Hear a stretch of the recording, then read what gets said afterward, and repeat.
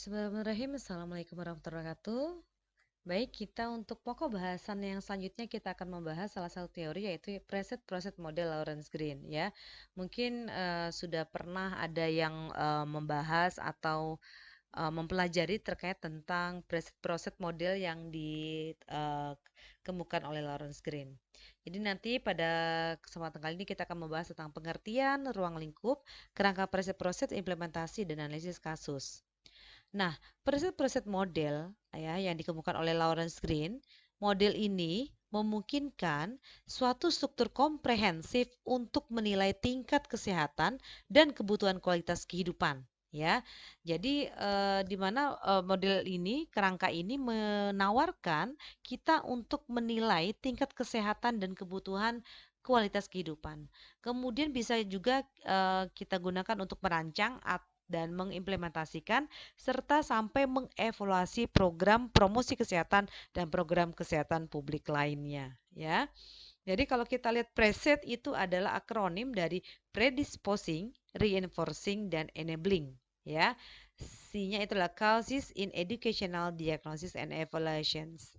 Ya, jadi kalau seandainya di dalam Lawrence Green yang teori yang mempengaruhi perilaku itu kan dari predisposing, reinforcing dan enabling sebetulnya ini adalah konsep awalnya yang secara komprehensif preset proset model ya.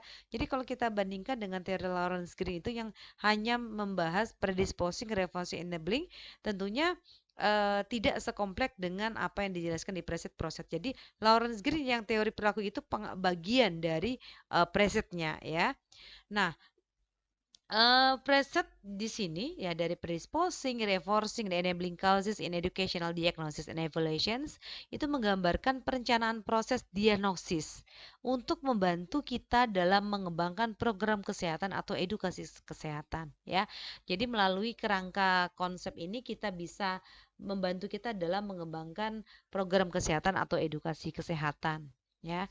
Sedangkan proses itu ada policy, regulatory, organizational, construct, and educational and environmental development ya. Jadi di samping tadi kita dalam memdiagnosis membantu kita mengembangkan program kesehatan atau kesehatan, ini juga mendampingi proses implementasi dan evaluasi program atau intervensi yang telah dirancang dalam preset ya. Jadi kelebihannya apa sih dari model ini? Yang pertama adalah komprehensif ya. Tadi yang seperti saya jelaskan sebelumnya bahwa model ini nih menyakup berbagai aspek yang mempengaruhi masalah kesehatan, mulai dari faktor sosial, perilaku hingga ke lingkungan. Sehingga melalui model ini memungkinkan kita membuat suatu perencanaan program yang lebih menyeluruh dan efektif ya karena dia melihat dari berbagai macam aspek. Kemudian selanjutnya adalah keunggulan yang selanjutnya adalah sistematis. Apa maksudnya sistematis? Bahwa model preset-preset ini memiliki langkah-langkah yang jelas dan terstruktur. Jadi ada langkah-langkahnya dari tahap awal, terus dia harus ngapain gitu ya. Sehingga memudahkan kita dalam perencanaan, pelaksanaan, dan evaluasi program. Nah, ini mencakup berbagai aspek yang mempengaruhi masalah kesehatan mulai dari faktor sosial, perilaku, hingga lingkungan. Ini juga memungkinkan kita untuk lebih efektif dalam membuat suatu perencanaan. Keunggulan yang lainnya adalah fleksibilitas. Artinya apa? Bahwa model ini dapat disesuaikan dengan berbagai macam jenis masalah kesehatan dalam konteks yang berbeda-beda. Jadi tidak hanya terpaku dalam satu konteks saja. Nah, kemudian berorientasi pada hasil ya. Model ini menekankan pada pentingnya evaluasi program untuk melihat sejauh mana dari ketercapaian program tersebut.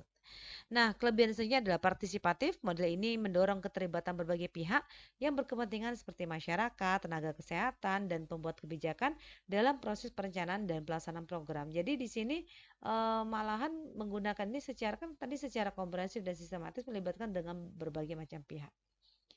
Nah, contoh penerapan mode proses dalam program kesehatan misalkan kita punya ini nih terkait dengan perilaku merokok dalam upaya untuk program penurunan angka perokok pada remaja. Hal yang pertama yang kita lakukan adalah identifikasi masalah. Apa yang bisa kita lakukan? Yaitu melakukan survei untuk mengetahui prevalensi merokok di kalangan remaja. Contohnya misalkan di kalangan Universitas Muhammadiyah Pontianak.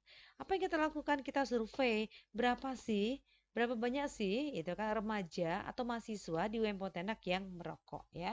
Jadi tahapan awalnya adalah identifikasi masalah. Dan saya yakin ini juga terkait dengan tahapan di dalam identifikasi ini juga dipelajari oleh dengan mata kuliah lain ya. Jadi diharapkan jadi lebih memahami secara utuh. Nah, kemudian setelah kita identifikasi masalah, yang kita lakukan adalah penilaian perilaku. Apa yang kita lakukan dalam penilaian perilaku? Itu kan, yang pertama, mengukur perilaku merokok remaja, ya kaitannya dengan program penurunan merokok pada usia remaja. Jadi kita mengukur perilaku merokok remaja seperti frekuensinya berapa kali sih dia ngerokok, berapa banyak sih dari jenis rokok yang digunakan. Ya, jadi kita menilai dari perilaku tersebut. Nah, setelah menilai perilaku, apa yang kita lakukan selanjutnya? Nah, kita melakukan analisis faktor predisposisi, enabling dari forcing, kan? Jadi terdisposisi, penguat, dan pemungkin. Yang kita lakukan adalah kita menganalisis dan mengidentifikasi faktor-faktor yang mempengaruhi perilaku merokok pada remaja. Misalkan kalau dalam predisposisi kan ada apa? Ada pengetahuan, ada sikap, itu kan? Ada, terkait dengan ada misalkan usia, jenis kelamin, budaya, tradisi, kepercayaan dan lain-lain ya. Kemudian norma sosialnya bagaimana? Ini terkait tentang bagaimana perilaku teman sebaya, perilaku petugas kesehatan terkait dengan faktor reinforcing. Nah, enabling terkait dengan ketersediaan rokok. Seberapa mudah sih gitu kan remaja dapat mengakses rokok ya. Nah, setelah kita lakukan analisis, kemudian yang selanjutnya adalah analisis pendidikan dan lingkungan. Apa yang kita lakukan di tahapan ini yaitu mengevaluasi program pendidikan kesehatan yang ada dan lingkungan yang mendukung perilaku merokok. Kita akan lihat selama ini sudah ada belum pendidikan kesehatan yang terkait dalam rangka upaya untuk menekan atau mengurangi perokok pada remaja. Nah, selanjutnya setelah evaluasi kita akan lakukan implementasi program, yaitu melaksanakan program intervensi seperti kampanye anti rokok ataupun konseling remaja atau penyediaan layanan berhenti merokok. Ini ya implementasi program. Nah, selanjutnya di implementasi kita proses evaluasi secara berkala untuk melihat dari efektivitas program yang kita lakukan dan hasil evaluasinya kita analisis hasil evaluasi untuk mengetahui perubahan perilaku remaja dan faktor-faktor yang mempengaruhi perubahan tersebut. Nah, selanjutnya setelah hasil evaluasi ini kita dapat, kita akan lihat evaluasi dampak jangka panjang terhadap program terhadap penurunan angka perokok pada remaja.